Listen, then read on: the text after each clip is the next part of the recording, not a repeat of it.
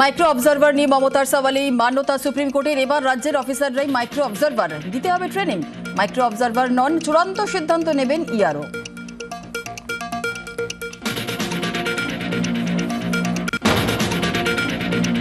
পিছচ্ছে voter তালিকা প্রকাশ। 14 ফেব্রুয়ারি চূড়ান্ত list নয়, স্ক্রুটিনির জন্য আরও অন্তত 7 দিন সময়, নির্দেশ সুপ্রিম কোর্টের।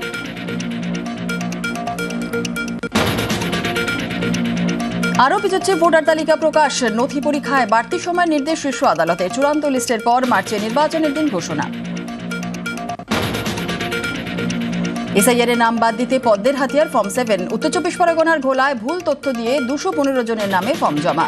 পদ্মকর্মীর বিরুদ্ধে অভিযোগ, পঞ্চায়েত সমিতির সভাপতির। বৈধ ভোটারদের হেনস্থায় সরব ঘাসফুল।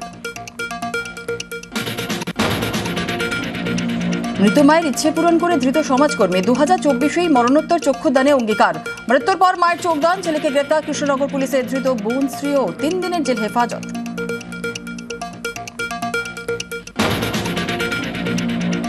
মায়ের চোখদান, ছেলের কুসংস্কার ছড়িয়ে এলাকায় উত্তেজনা তৈরি। পরিস্থিতি নিয়ন্ত্রণে ব্যর্থ হয়ে অতি সক্রিয় পুলিশ। আইন শৃঙ্খলা রক্ষার নামে সমাজকর্মীকেই গ্রেপ্তারে প্রশ্ন।